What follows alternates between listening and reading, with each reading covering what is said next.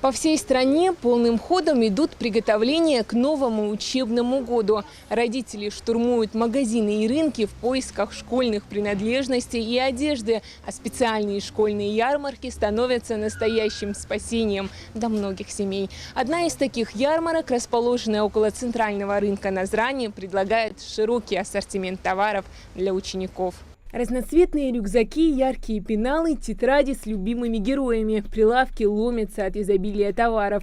Даже забываешь, зачем пришел. Именно поэтому покупатели здесь с готовыми списками. Портфель, обувь, сменка, колготки, все, что можно положить в портфель, форма, все, что необходимо на первое время.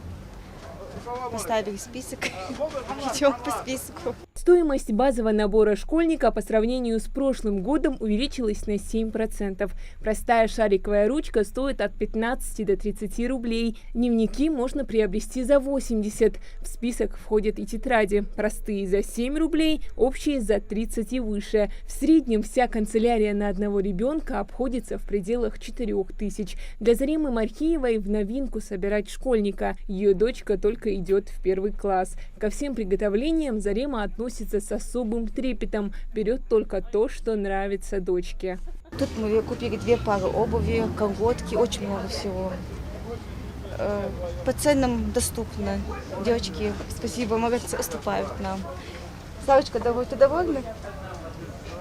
Школьная форма – еще один важный атрибут в списке покупок перед учебным годом. Цены здесь доступные. Рубашки можно купить даже за 500 рублей. Стараемся не завышать стоимость, говорят продавцы. Они берут по-разному.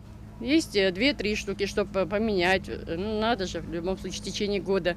У нас, как ярмарка заканчивается, особо выбора и не бывает. Поэтому люди стараются брать школьный период, все же себе на год, чтобы хватило. Там получилось у нас 2-3 рубашки, брюки, галстук, все, комплект где-то 11 тысяч. Главная цель школьной ярмарки – максимально облегчить процесс подготовки к школе для родителей. Хади Цычуева должна собрать 5 детей. Для каждого нужно порядка 20 тысяч. Выгоднее покупать школьные принадлежности на ярмарке, говорит женщина. Детей много, дешевле, все можно брать, купить. Выбор большой. Можно, так сказать, уложиться можно. Школьная ярмарка в Назрани продлится до 5 сентября, чтобы точно все успели купить все необходимое. Хадиджа Ивлоева, Сулейман Костоев, Магаз 24.